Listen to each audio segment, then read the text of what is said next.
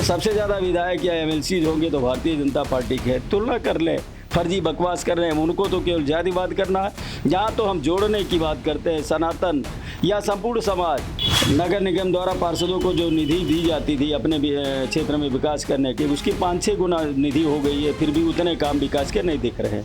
Road की पहले photograph होगा, फोटोग्राफ देख करके ही सैंक्शन होगी रोड, ऐसे नहीं होगा कोई प्रस्ताव दे दे और बजट पास हो जाए। ये भी प्रयास हो रहा है शासन स्तर पर। नमस्कार, मैं रंजीत चौहान, आप देख रहे हैं यूपी 24 नेटवर्क। केंद्र में भाजपा सरकार है, उत्तर प्रदेश में भी भाजपा सरकार है। और साथियों, इस समय हम जहां बैठे हैं वहां पर भी भाजपा के विधायक हैं। हमारे साथ बैठे हैं राकेश कुमार सिंह, जो कि लखनऊ उपाध्यक्ष हैं, महानगर के पूर्व पार्षद भी रह चुके हैं। सर, आपसे जानना चाहते हैं कि भाजपा की सरकार है प्रदेश में, केंद्र में भी है, विकास कार्य को लेकर आप कैसे देखते हैं? क्या विकास उत्तर प्रदेश में हो रहा है बड़ी तेजी के साथ? विगत वर्षों की तुलनावाद से अगर कोई भी करेगा, सामान्य नागरिक भी, तो भी समझेगा अपने आप दिखता है।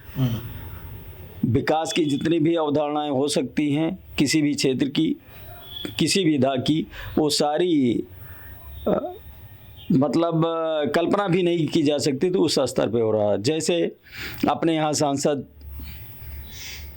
माननीय रक्षा मंत्री जी हैं, सौभाग्य हम सबका, ऐसे नेता मिले हैं जो हमें लगता है शायद देश में किसी सांसद ने ऐसा विकास किया होगा अपने लोकसभा क्षेत्र में। केवल प्रधानमंत्री जी को छोड़ दिया जाए तो हमें लगता है इतना बड़ा विकास किसी भी सांसद ने नहीं किया होगा। जिस प्रकार से कांग्रेस वाले भी कहते हैं, सपा बसपा कहती है कि भाजपा के राज में जो है जंगल राज तब्दील हो गया है, दलितों का शोषण किया जा रहा है, महिलाओं पर लाठियाँ चार्ज की जा रही हैं, शिक्षकों को मारा जा रहा है, उनके आरोप को कैसे देखते हैं आप? भारत की और भारतीय जनता पार्टी की सोच है, यत्र नारी पूज्यन्ते रमन्ते तत् देवता। सनातन संस्कृति के हम वाहक हैं और उसी अवधारणा से काम करते हैं। ये तथाकथित कुछ ऐसे लोग होंगे पुराने सरकारों से, जो गैर भाजपा की सरकारें थी, चाहे केंद्र में रही हो चाहे प्रदेश में रही हो, जो भी उस समय का वातावरण था, कब कौन कहाँ से उठ जाए, कब कहाँ से छिन जाए, कोई ठिकाना नहीं रहता था। आज अगर कोई घटना होती भी है तो तत्काल प्रभाव से विदिन आवर्स या वीक में सारा निस्तारण हो जाता है। और जो भी गलत कृत्य करते हैं, किसी प्रकार के कृत्य होंगे, उनको जैसी सज़ा चाहिए वैसी सज़ा सरकारें या प्रशासन दे भी रहा। देखिए राकेश जी, अभी हाल ही में मैंने देखा कि कांग्रेस से कुछ लोग सड़कों पर आए, पुलिस ने उन्हें रोका, लाठियां चार्ज की। कांग्रेस वाले नारा लगा रहे थे कि जब जब योगी डरते हैं पुलिस आगे करते हैं। आखिर ऐसी क्या वजह है कि कांग्रेस जब भी सड़क पर आती है तो लाठीचार्ज उन पर किया जाता है? यानी निरंकुश कर दिया जाए, पूरा एनार्किस्ट का वातावरण कोई भी फैलाएगा तो उसके साथ वैसे कार्रवाई होगी जैसे आतताइयों के साथ होती है, या समाज में तमाम अनाकृष्ट लोग हैं, अतिवादी लोग हैं, तो उनके साथ वैसे कृत्य सरकार और प्रशासन करेगा। इससे भी ज़्यादा करने की ज़रूरत होगी, इससे भी ज़्यादा करेगा। भाजपा पर आरोप लगता है कि वो भी कहते हैं, विपक्ष भी कहता है कि जो है SIR के जरिए चुनाव आयोग के साथ मिलकर जो है लोकतंत्र का चीरहरण कर रहे हैं, हत्या कर रहे हैं। इस आरोप को कैसे देखते हैं? क्या वो वाकई में वोट काटे जा रहे हैं कुछ लोगों के? ये तो तकियानुसी विचार हैं, वही बार बार वोट चोरी का आरोप लगाना। तमाम 20 साल से लोग तमाम मृतक थे जिनके नाम आज भी मतदाता सूची में थे। BLO भी मरे हैं सर इस प्रक्रिया में। तो भाई, जो पैदा हुआ वो मरेगा, वो तो अलग विषय है। वो किसी भी कारण से घटनाएं तमाम होती हैं, कोई रास्ते चलते एक्सीडेंट होता है, या अन्य बीमारियों से भी मरते हैं। इसका अर्थ ये है क्या जो BLO हो वो नहीं मरेगा, या राजनीतिक दल का BLA 2 है वो नहीं मरेगा? कोई अमर हो के आया है क्या?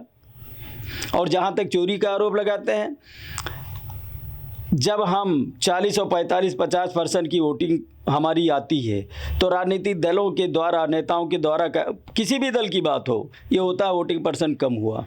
कम कैसे नहीं होगा? एक व्यक्ति के 4 जगह मतदाता, अगर 4 जगह था, आज सिंगल है, तो अगर मान लीजिए एग्जाम्पल तौर पे एक बूथ पे 100 मतदाता, 100 नहीं होते हैं, एग्जाम्पल तौर पे बता रहा हूँ, अगर सबके 4 बार या 2 बार थे तो समझ लो एग्जैक्ट मतदाता तो 50 होने चाहिए। जो 100 दिखता था, वोटिंग % अपने आप कम होता था। मृतक हटेंगे हटे हैं। उसके अलावा हाँ, तमाम ऐसे रह भी गए किन्हीं कारणों से, चाहे घर पे नहीं थे, ताला लगा था, तमाम कारण हो सकते हैं, तो ऐसे लोगों को अवसर आयोग ने दिया है, जिसका अभी भी चल रहा है। 28 तक तो BLO सब कर ही रहे हैं। उसके अलावा 6 तारीख तक आखिरी डेट है मार्च में, अभी भी अपना जुड़वा सकते हैं वैधानिक तरीके से। अब जैसे एग्जाम्पल SIR में 3 भूमिकाएँ दी गई। जैसे व्यक्ति 2003 में मतदाता था तो सेल्फ अपना डॉक्यूमेंट्स देगा, भैया मतदाता कहाँ था, किस पोलिंग पे था, बूथ नंबर क्या है, भाग संख्या क्या है, और विधानसभा का नाम नंबर। अगर ये नहीं है, मान लो वो उस समय मतदाता नहीं रहा होगा, तो माँ बाप हो सकते हैं। माँ बाप नहीं अगर मतदाता रहे होंगे किन्हीं कारणों से, तो दादा दादी हैं।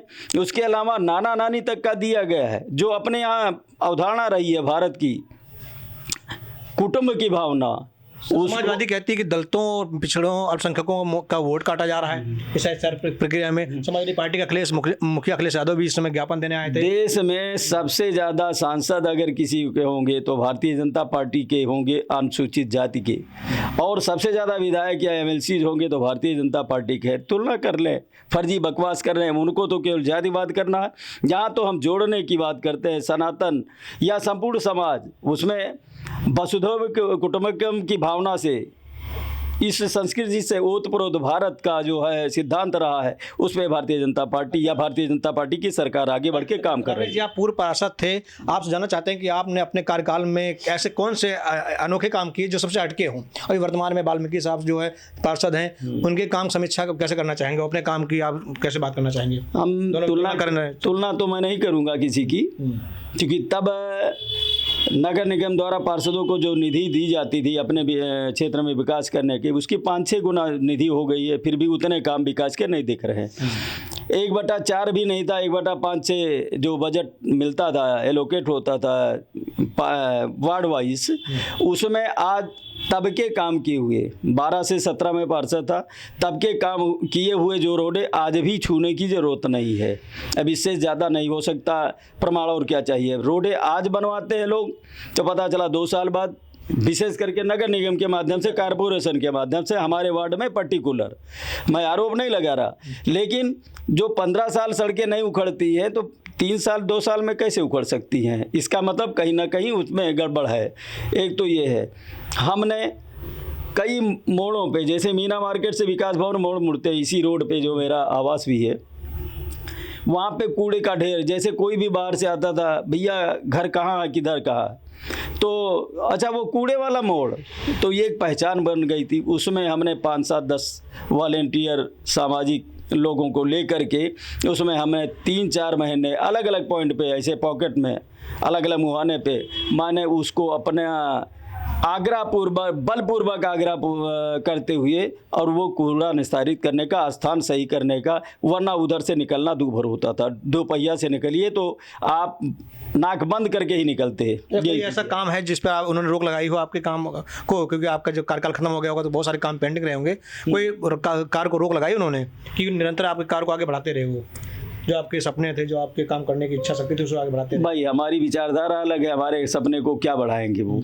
मैं तो यही कह सकता हूँ। इस समाज के लिए तो विचारधारा एक ही होनी चाहिए, समाज के लिए नहीं, समाजकारी भाई जिसका जो काम है वो करेगा ही, लेकिन हाँ ये मैं ज़रूर कह सकता हूँ कि तब के बजट से अब के बजट से 4-5 गुने का अंतर है, उतना काम नहीं दिखता, ये मैं कह सकता हूँ। ये बजट में हेरा फेरी की जा रही है इस समय के बजट में, कि जेब भरी जा रही है? इतना डीप हम जाते नहीं हैं, जो जैसा करेगा वैसा पाएगा भविष्य में, बस इतने अभी हाल ही में मैंने देखा, सब जानती। अच्छा अभी हाल ही में सर राकेश जी हमने देखा कि एक जो है वाल्मीकि जी ने, जो पार्षद जी हैं, एक लंबी लड़ाई लड़ी, 10 थानों की पुलिस फोर्स भी आई थी, अरेस्ट भी हुए। उस घटना को लेकर कैसे आप देखते हैं? वो क्या बहुत लोग कह रहे हैं कि न्याय दिलाने के लिए उन्होंने अपने आप को जो है कुर्बान कर दिया था, जेल में बंद हुए थे।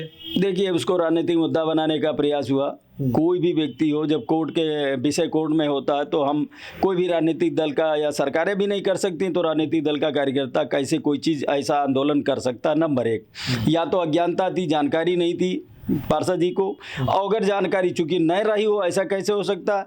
और समाज के नाम पर केवल ये मतलब कोर्ट के भी निर्णय को धता बताना, अंततः क्या हुआ?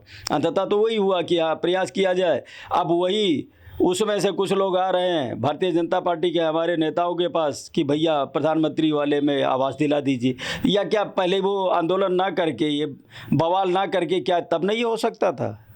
नहीं, उनसे मैंने बात किया तो वो कह रहे हैं कि बाहर से गुंडे आए थे, माफिया आए थे, ज़बरदस्ती उखाड़ने लगे, वो टेंट वो फेंकने लगे उनका सामान वामान, पुलिस भी मिली हुई थी, प्रशासन भी मिला हुआ था, प्रशासन दलितों के साथ गलत कर रहा है, शोषण कर रहा है।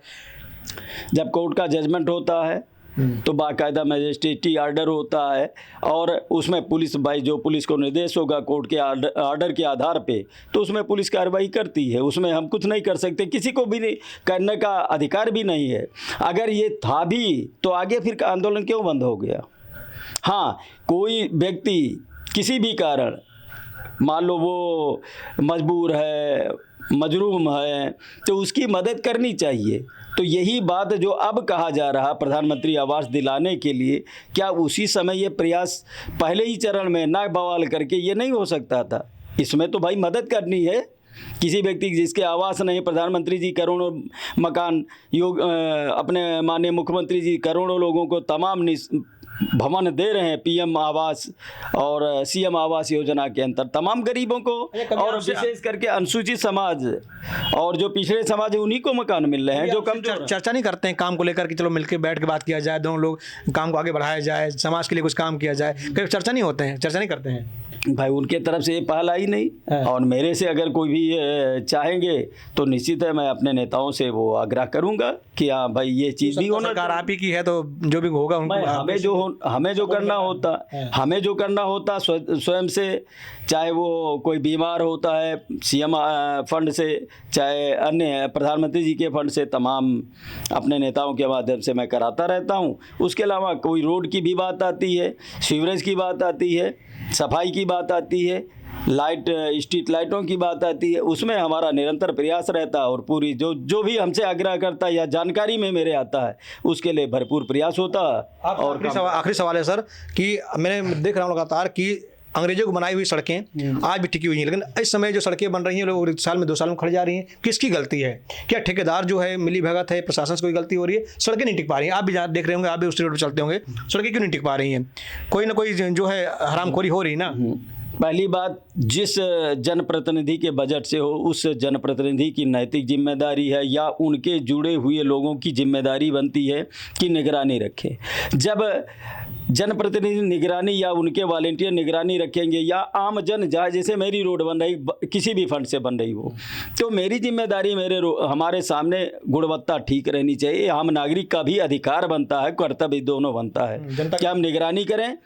अब जो सड़क आज बनी है, अगर वो बरसों नहीं बनाने की ज़रूरत पड़े तो वो बजट कहीं और लगे, तमाम ज़रूरतमंदों को उसकी मदद मिलेगी।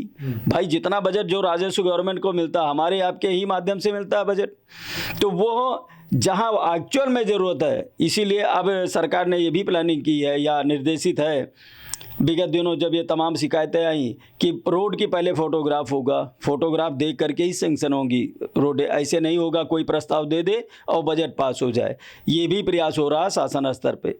चलिए, हमारे साथ थे राकेश सिंह जी भाजपा के नगर उपाध्यक्ष भी हैं इस समय और पूर्व में पार्षद भी रह चुके हैं। अपने कार्यकाल में उन्होंने कई सारे काम कराए हैं और इस समय जो पार्षद जी हैं उनके कामों की भी समीक्षा की है, बताया कि क्या कमियां हैं, क्या अच्छाइयां हैं, सब पर उन्होंने विस्तार से चर्चा की है। और होना भी चाहिए साहब, होना भी चाहिए। जब पक्ष विपक्ष मिलकर काम करता है तब वो काम समाज के लिए होता है, देश के लिए होता है, हिंदुस्तान के लिए होता है, और ये देश के लिए बहुत ज़रूरी है। मतभेद होना चाहिए लेकिन मतभेद समाज के लिए नहीं होना चाहिए। जय हिंद, जय भारत।